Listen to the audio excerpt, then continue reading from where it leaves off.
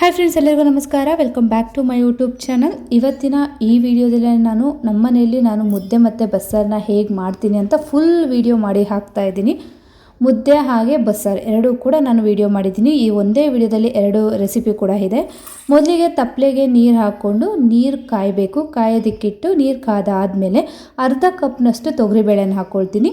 ತೊಗರಿಬೇಳೆ ಒಂದು ಅರ್ಧ ಭಾಗ ಬೆಂದಿದೆ ಅನ್ನೋ ಟೈಮ್ಗೆ ನಾನು ಮತ್ತೆ ಅರ್ಧ ಕಪ್ನಷ್ಟು ಹೆಸರು ಕಾಳನ್ನ ಹಾಕ್ಕೊಳ್ತೀನಿ. ಎರಡು ಒಟ್ಟಿಗೆ ಹಾಕ್ಕೊಳ್ಳೋದ್ರಿಂದ ಹೆಸರು ಕಾಳು ಬೇಗ ಬೆಂದ್ಬಿಡುತ್ತೆ, ತೊಗರಿಬೇಳೆ ಬೇಯಲ್ಲ. ಅದಕ್ಕಾಗಿ ನಾನು ಫಸ್ಟೇ ತೊಗರಿಬೇಳೆ ಹಾಕ್ಕೊಂಡು ಬೇಯಿಸ್ಕೊಂಡು ಆಮೇಲೆ ಹೆಸರು ಕಾಳನ್ನ ಹಾಕ್ಕೊಳ್ತೀನಿ. ಈಗ ಎರಡೂ ಬೆಂದಿದೆ, ಇನ್ನು ಸ್ವಲ್ಪ ಬೇಯಬೇಕು ಅನ್ನೋ ಟೈಮ್ಗೆ ನಾನು ಸಬ್ಸಿಗೆ ಸೊಪ್ಪನ್ನು ಸಣ್ಣದಾಗಿ ಹಚ್ಚಿಟ್ಕೊಂಡಿದ್ದೆ, ಅದನ್ನು ಹಾಕ್ಕೊಳ್ತೀನಿ. ಅದನ್ನು ಹಾಕ್ಕೊಂಡು ಹೆಸರು ಕಾಳು ಫುಲ್ ಬೇಯೋವರೆಗೂ ನಾನು ಹಾಗೆ ಬಿಟ್ಬಿಡ್ತೀನಿ, ಚೆನ್ನಾಗಿ ಬೇಯಿಸ್ಕೊಳ್ತೀನಿ. ಹೆಸರು ಕಾಳು ಫುಲ್ ಬೆಂದಿದೆ ಅನ್ನೋ ಟೈಮ್ಗೆ ನಾನೇನು ಮಾಡ್ತೀನಿ, ಸ್ಟವ್ ಆಫ್ ಮಾಡಿಕೊಂಡು ಸೊಪ್ಪನ್ನ ಸೋಸ್ಕೊಳ್ತೀನಿ. ಯಾವ ರೀತಿ ಸೋಸ್ಕೊಳ್ತೀನಿ ಅನ್ನೋದು ಕೂಡ ಈ ವಿಡಿಯೋದಲ್ಲಿ ನಾನು ಹಾಕಿದ್ದೀನಿ ನೋಡಿ. ಈ ರೀತಿ ನಾನು ಸೊಪ್ಪನ್ನು ಮಾತ್ರ ತೆಗೆದು ಸೋಸೋ ಬಟ್ಲಿಗೆ ಹಾಕ್ಕೊಂಡು ನೀರನ್ನ ಹಾಗೆ ತಪ್ಪಲೆಯಲ್ಲಿ ಬಿಡ್ತೀನಿ. ಈಗ ಮಸಾಲೆನ ರೆಡಿ ಮಾಡ್ಕೊಳ್ಳೋಣ. ಮಸಾಲೆಗೆ ನಾನು ಒಂದು ಬಾಣಲಿಗೆ ಎಣ್ಣೆ ಹಾಕ್ಕೊಂಡು ಎಣ್ಣೆ ಕಾದಾದಮೇಲೆ ಬೆಳ್ಳುಳ್ಳಿ, ಈರುಳ್ಳಿ ಸ್ವಲ್ಪ ಫ್ರೈ ಮಾಡ್ಕೊಳ್ತೀನಿ. ಅದರ ಜೊತೆಯಲ್ಲಿ ನಾನಿಲ್ಲಿ ಹಸಿಮೆಣಸಿನ್ಕಾಯಿ ಹಾಕ್ಕೊಳ್ತಾ ಇದ್ದೀನಿ. ಯಾವುದೇ ಮನೆಯಲ್ಲಿ ಮಾಡಿದಂತಹ ಸಾಂಬಾರು ಪುಡಿನೇ ಆಗಲಿ, ಅಚ್ಚಕಾರದ ಪುಡಿನೇ ಆಗಲಿ, ಧನಿಯಾ ಪುಡಿನೇ ಏನು ಯೂಸ್ ಮಾಡ್ತಾಯಿಲ್ಲ ನಾನು. ಹಸಿಮೆಣಸಿನ್ಕಾಯಿ ಹಾಕ್ಕೊಂಡು ಆದಮೇಲೆ ಒಂದು ಅರ್ಧ ಟೇಬಲ್ ಸ್ಪೂನ್ನಷ್ಟು ಮೆಣಸು ಮತ್ತು 1 ಟೇಬಲ್ ಸ್ಪೂನಷ್ಟು ಜೀರಿಗೆ ಇಷ್ಟನ್ನ ಹಾಕ್ಕೊಂಡು ಮತ್ತೆ ಒಂದು 2 ನಿಮಿಷ ಫ್ರೈ ಮಾಡ್ಕೊಳ್ತೀನಿ.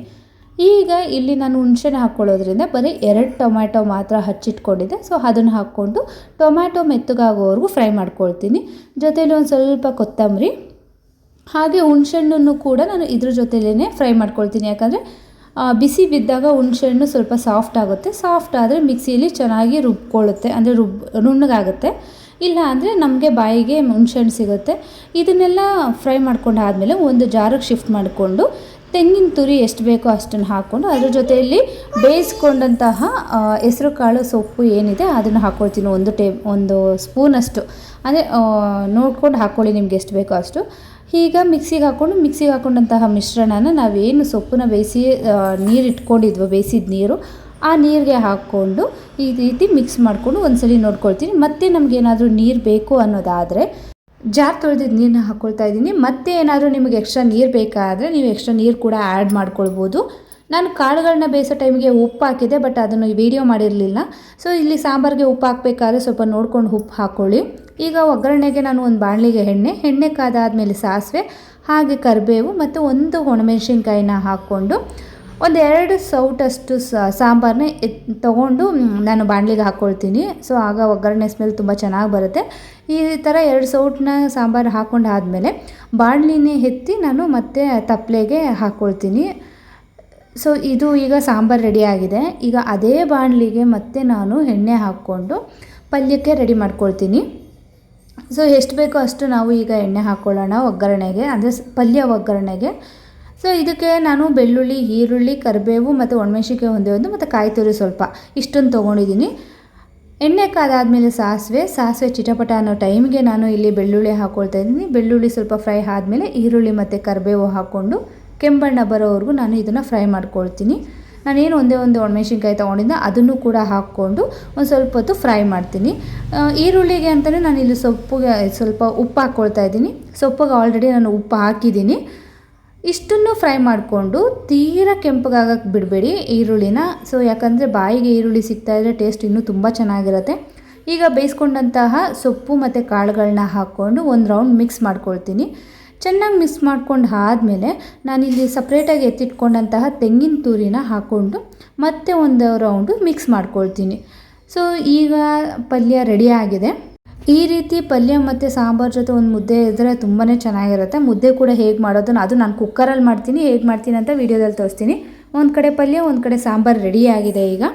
ಈಗ ಮುದ್ದೆ ಮಾಡ್ಕೊಳ್ಳೋಣ. ಮುದ್ದೆಗೆ ನಾನಿಲ್ಲಿ 3 ಗ್ಲಾಸ್ನಷ್ಟು ನೀರು ಹಾಕ್ಕೊಂಡಿದ್ದೀನಿ. ಗ್ಲಾಸ್ ಸೈಜ್ ಬಂದುಬಿಟ್ಟು ಇಷ್ಟಿದೆ. ಸೊ ಈ 3 ಗ್ಲಾಸಷ್ಟು ನೀರು ಹಾಕ್ಕೊಂಡ್ರೆ ಇಬ್ಬರಿಗೆ 2 ಮುದ್ದೆ ಆಗುತ್ತೆ. ಸೊ ಅದಾದಮೇಲೆ ಒಂದು ಅರ್ಧ ಸ್ಪೂನಷ್ಟು, ಇವಾಗ ನಾನು ಏನು ಸ್ಪೂನ್ ಇಟ್ಕೊಂಡಿದ್ದೀನೋ ಅದರಲ್ಲಿ ಒಂದು ಅರ್ಧ ಸ್ಪೂನಷ್ಟು ಹಸಿ ಹಿಟ್ಟು ಹಾಕ್ಕೊಂಡು ಸಣ್ಣಗೆ ಒಂದು ಕುದಿ ಬರೋವರೆಗೂ ನಾನು ಅದನ್ನು ಕೈ ಆಡಿಸ್ತಾನೆ ಇರ್ತೀನಿ. ಕುದಿ ಬಂದಾದಮೇಲೆ ನಾನಿಲ್ಲಿ ರಾಗಿ ಹಿಟ್ಟನ್ನ ಹಾಕ್ಕೊಳ್ತಾ ಇದ್ದೀನಿ. ಸೊ ನೀವು ಅಳತೆ ನೋಡಿ ಹಾಕ್ಕೊಳ್ಬೇಕಾಗುತ್ತೆ.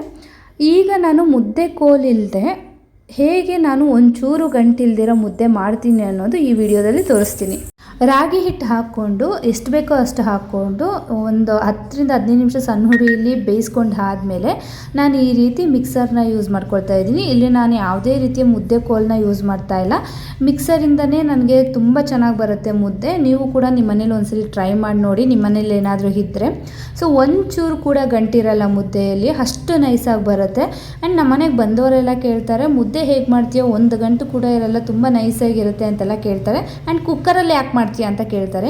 ಕುಕ್ಕರಲ್ಲಿ ಯಾಕೆ ಮಾಡ್ತೀನಿ ಅನ್ನೋದಾದರೆ, ನಮಗೆ ಈ ಥರ ಹ್ಯಾಂಡಲ್ ಇರೋದ್ರಿಂದ ಹಿಡ್ಕೊಂಡು ನನಗೆ ಇದು ಮಾಡೋದಕ್ಕೆ ತುಂಬಾ ಈಸಿಯಾಗಿರುತ್ತೆ. ಆ್ಯಂಡ್ ಬೇಗನೆ ಮುದ್ದೆ ರೆಡಿ ಮಾಡ್ಕೊಳ್ಬೋದು. ನಾನು ಈ ಥರ ಮಿಕ್ಸ್ ಮಾಡ್ಕೊಂಡು ಆದಮೇಲೆ ಮತ್ತೆ ಒಂದು 10 ನಿಮಿಷ ಸಣ್ಣ ಹುರಿಯಲ್ಲಿ ಬೇಯಿಸ್ಕೊಳ್ಳಿ, ಆಗ ಮುದ್ದೆ ಚೆನ್ನಾಗಿ ಬೇಯಿಂದಿರುತ್ತೆ.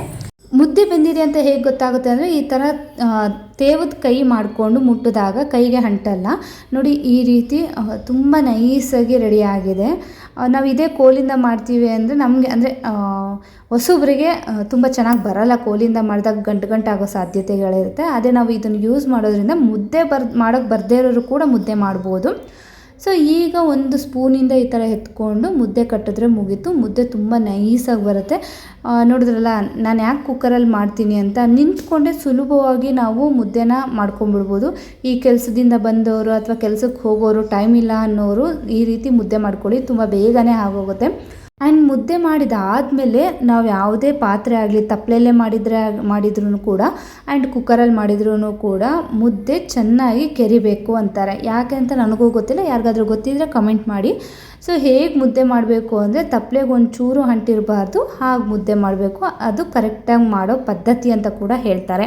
ಸೊ ನೋಡಿ, ಲಾಸ್ಟಿಗೆ ನಮ್ಮ ಕುಕ್ಕರ್ನ ನೋಡಿದ್ರೆ ಯಾವ ರೀತಿ ಇರುತ್ತೆ ಅಂದರೆ, ಒಂಚೂರು ಕೂಡ ಅಂಟಿರಲ್ಲ, ಫುಲ್ ಕ್ಲೀನಾಗಿರುತ್ತೆ. ಈ ಥರ ಫುಲ್ ಕೆರಿಬೇಕು ಮುದ್ದೆನ ಅಂತಾರೆ. ಇವತ್ತಿನ ಈ ವಿಡಿಯೋ ನಿಮ್ಮೆಲ್ಲರಿಗೂ ಇಷ್ಟ ಆಗಿದೆ, ಪ್ಲೀಸ್ ಸಬ್ಸ್ಕ್ರೈಬ್ ಮಾಡಿ, ಹಾಗೆ ಬೆಲ್ ಐಕಾನನ್ನು ಕ್ಲಿಕ್ ಮಾಡಿ. Thank you.